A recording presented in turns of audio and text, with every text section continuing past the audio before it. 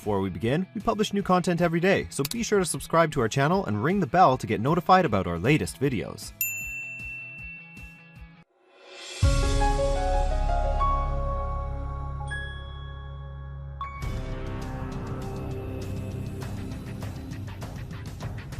Part 1. You will hear a telephone conversation between a hotel receptionist and a caller making a reservation. Seconds to look at questions 1 to 7.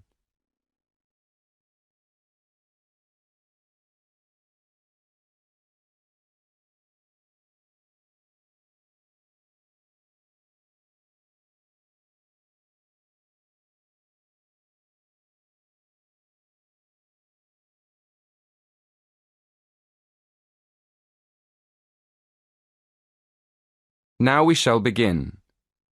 You should answer the questions as you listen, because you will not hear the recording a second time.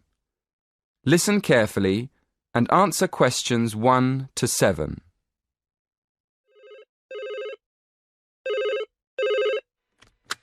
Silver Tulip Hotel, good afternoon. How can I help you? Yes. Good afternoon. I'd like to book a room for next Friday. Certainly, sir. How many nights will you be staying? Just one, please. And would you like a single or double room? A double room, please. A double room. And would you like twin beds or a king-size bed? A king-sized bed, please. Let me see. Yes, we do have a double room available for next Friday. Would you like me to book it for you? Yes, please. Could I have your name, please? Yes, it's Edward Francis. Is that Frances? No, it's Francis.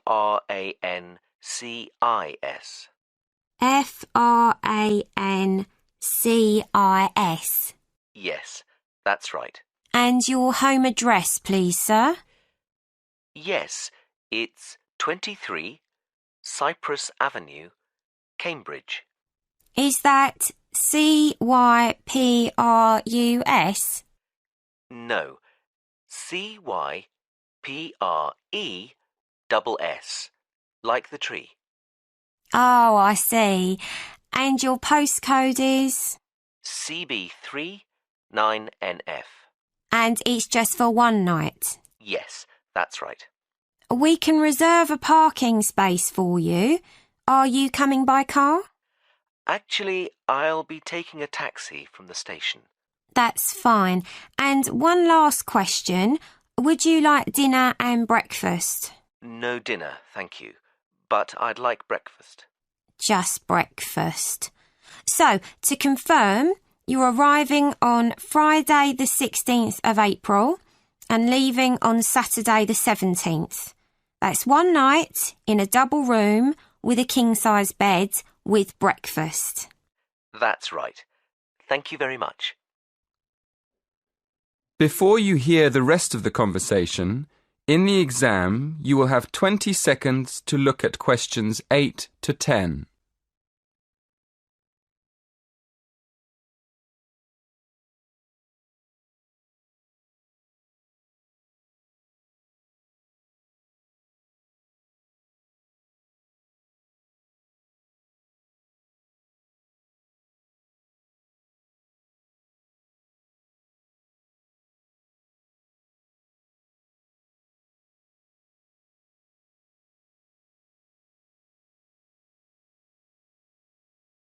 Now listen carefully and answer questions 8 to 10.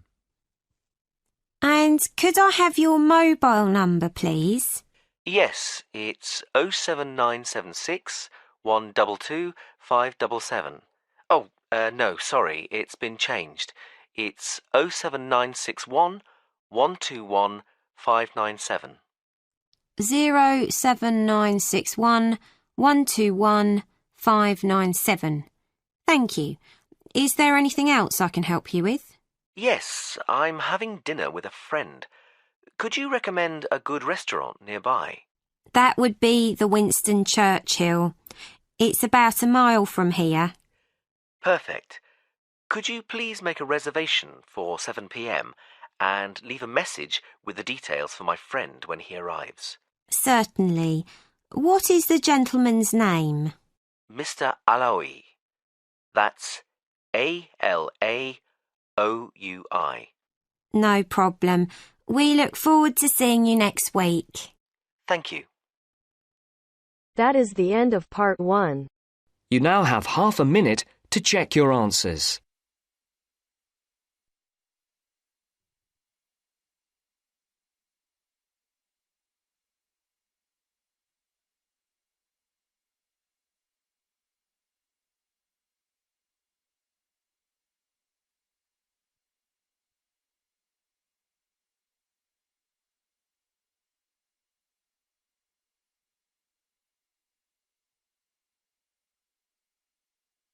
Now turns to part 2. Part 2. You will hear the head teacher of an English primary school talking about the school to a group of parents and visitors. First, you have some time to look at questions 11 to 15.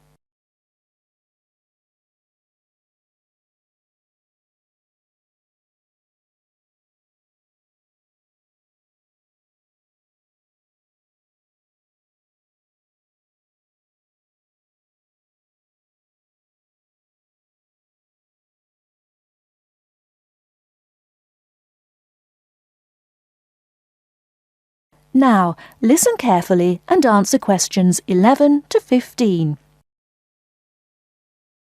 Good morning, everyone. And as the head teacher of Cranley Hill Primary School, I'm very happy to welcome you to our open day. Today, the school is open not just to parents of our pupils, but also to anyone else interested in seeing the school. I'll start by telling you about the school, and after that, you can walk round and see it for yourselves.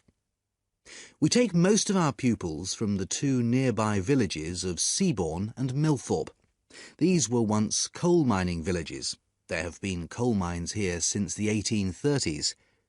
When the school was originally established, way back in 1899, almost every child's father worked in the mines. However, the coal mines were closed in 1983, and many people left the area as a result. Nowadays, most of the remaining inhabitants tend to commute to work in the city rather than working locally. At present, the number of students on our rolls is just 90, compared to almost 200 in 1985, due to the decline in the population of the mining villages. And the staff see this as a big bonus because we know each student personally. The school is very involved in the local community, and we are especially proud of our status as Great Britain's first school to be entirely powered by wind energy. This project began several years ago when it was decided that a wind power turbine should be installed in the school field. This now supplies the school with all the electricity we need, and there is also power left over for the villages nearby. The opposite situation to that in the past, when it was the villages which supplied the school with power in the form of coal from the mines. The project has been of enormous benefit to the school in other ways as well. It has allowed exciting learning opportunities about electricity generation, and the turbine has also inspired poetry, art, and even our own song. It also allows teachers to introduce global issues such as carbon dioxide emissions and global warming to the students. I feel it may be irresponsible to burden young children with worries about global issues which are insoluble, but by actually using wind power as a non-polluting, renewable source of energy, instead of using fossil fuels such as oil or gas, we are offering practical solutions to our pupils in their own environment. The school is also extremely involved in other environmental issues. In the last few years, we've developed our school field into what we now call our secret garden, which you will have a chance to explore shortly.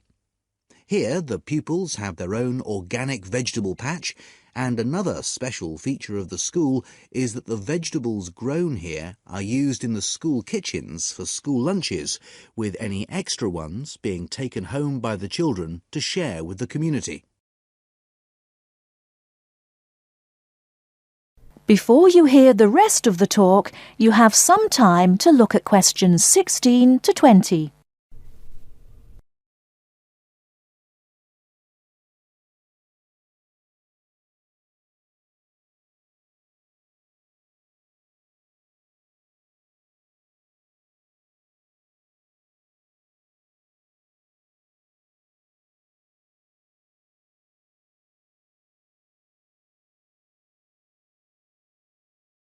Now listen and answer questions 16 to 20. Now, I'd just like to tell you some of the things to look out for as you go round the school site. At present, we're standing just at the front entrance to the school facing north, and as you can see, the ground slopes up quite steeply behind the school. To our right, we have the car park, OK? And to our left, we have our sports field. This is just for training and informal games. We use the village football field for our under-11 matches. At the far end of the car park is our recycling centre. This is for things like paper, glass and so on, and everyone is very welcome to make use of it. Immediately behind the school to the north, we have the play area. Unfortunately, we had to remove the play equipment, the climbing frame and so on, because it didn't conform to safety regulations. But we do have the treehouse in the middle of that area. That's very popular. Then, at the top end of the play area, you'll find the entrance to the secret garden. The vegetable patch is in the bottom corner, and beyond it, hidden in the trees, we have a pond. The children love this because it attracts all sorts of wildlife, frogs, fish, and lots of birds. I should just mention the trees. There are over 30 different species, all planted by the children. In the middle of the garden, we have what we call the storyteller's chair, and this is where the children come with their teachers and sit on the grass to listen to stories. And finally, at the top end of the secret garden, to the left, is our wind turbine. And as you go round the classrooms, you'll find lots of work done by the children explaining all about how it works and how proud they are of it. Right, now, before we go... That is the end of part 2. You now have half a minute to check your answers.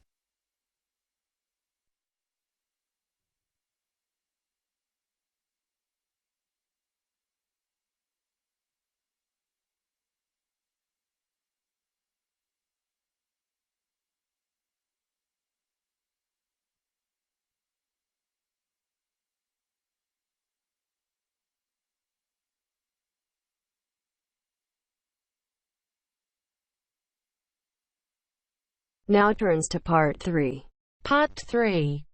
You will hear part of a lecture about tourism in the leisure industry. First, you have some time to look at questions 21 to 25.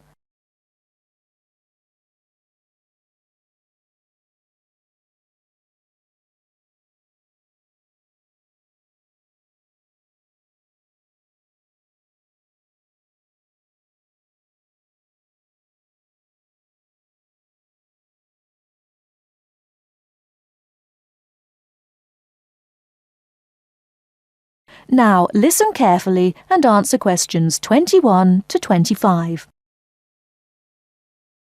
In today's lecture, we'll begin with an overview of the impact of tourism on the societies and cultures of the host area. Then we'll look at some case studies.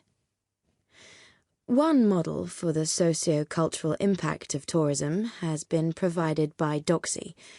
You'll find a reference in your reading list. He called his model the Iridex. That's a contraction of Irritation Index, and it attempts to show how the attitudes of local people to tourists and tourism change over the years. Doxy identifies 4 stages. He calls the first stage euphoria, happiness. because initially the tourists are regarded as a novelty, and because of this they're welcomed by everyone in the host area. But as well as that, there's another reason for the people in the host community to welcome tourists. Local people realise that tourism brings scope for economic benefits. As tourist development begins to increase, however, local interest in the visitors becomes sectionalised. That means that some sections of the local population become involved with tourists, while others don't. And it is increasingly the case that commercial rather than social factors are influencing relationships between tourists and the host community. People are less interested in the tourists for their own sake. Doxy calls this stage apathy. If development continues to increase, apathy may change to annoyance. What's causing this? Well, development of the tourist area may start to spiral up out of control, and this is often accompanied by congestion, which is going to make life difficult for local people. So the policymakers, the government, the local authorities and so on, provide more infrastructure for the area, more roads, more car parks and so on, to try to help cope with the influx of tourists. But the lives of the local people are made increasingly difficult, and in the final stage of the model, annoyance has turned to antagonism and open hostility to the tourists. And now, all the detrimental changes to lifestyles in the host area are, fairly or unfairly, seen as due to the tourists.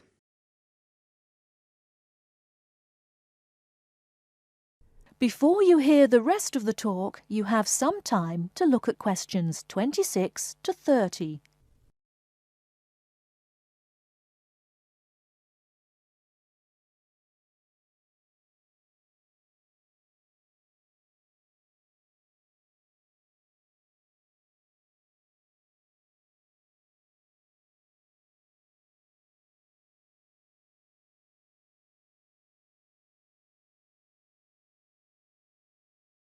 Now listen and answer questions 26 to 30. Well, this sort of pathway is certainly a fairly good reflection of what happens in some tourist destinations. But Doxy's model has drawn a number of criticisms. The most significant is that it suggests a very negative attitude to the socio-cultural effects of tourism. The fact that the model is unidirectional, that it only works in one direction, seems to suggest that decline in the host-visitor relationship is inevitable. Now, in practice, fortunately, things aren't always quite like that. If you look at real situations, you'll see that the relationships between local people and tourists are rather more complicated and prone to greater variation than this model suggests. So the model is really rather oversimplified. In fact, studies have highlighted quite a few positive effects of tourism. For example, Doxy's model doesn't look at the effects on the tourists themselves.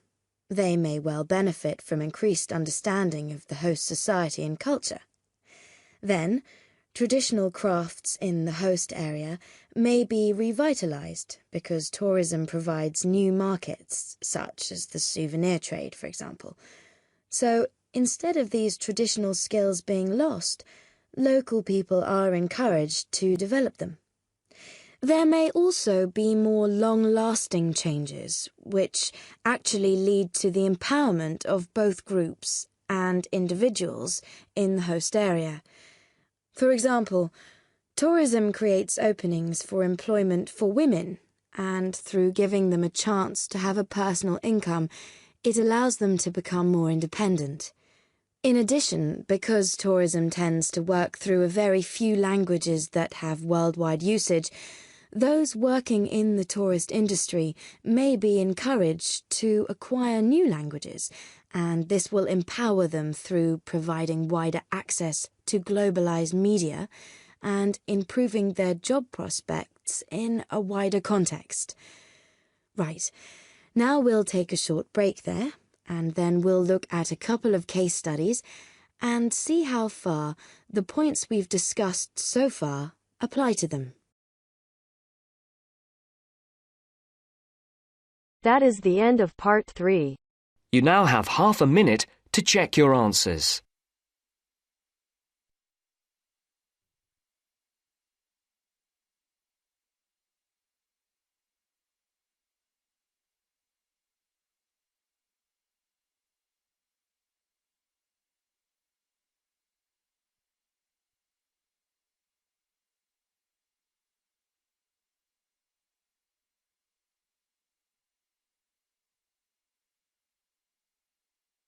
Now turns to part 4. Part 4. Listen to part of a lecture that an architect is giving about the Millennium Dome. Read the summary below before you listen. First, you have some time to look at questions 31 to 40.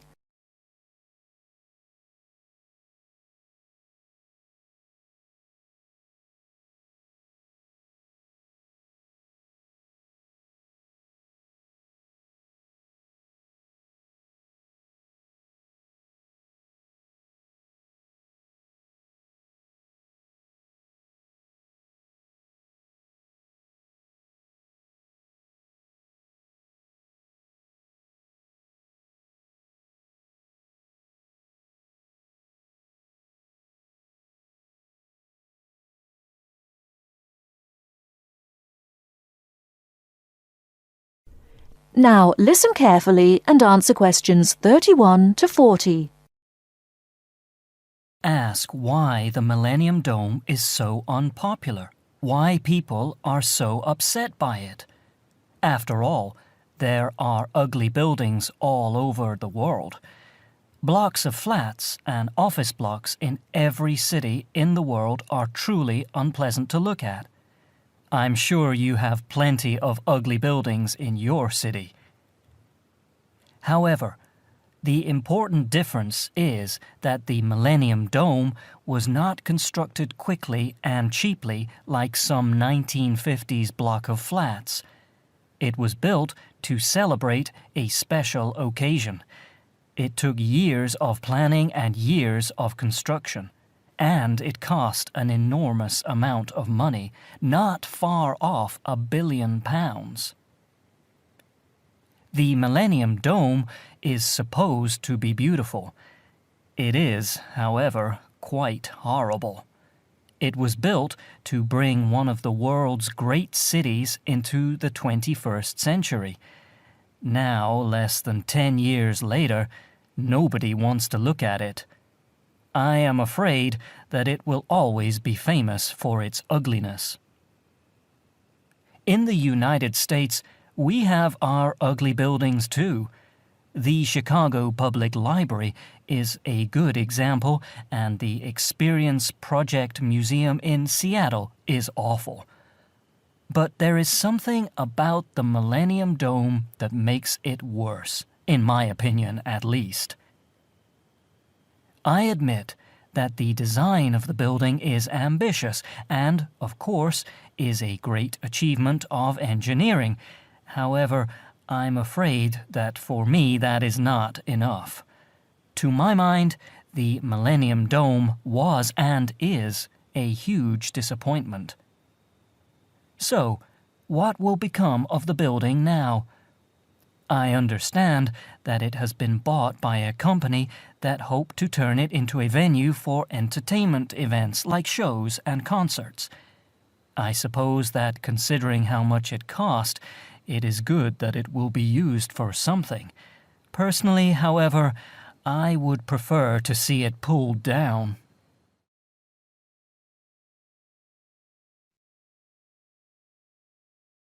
That is the end of part 4. You now have half a minute to check your answers.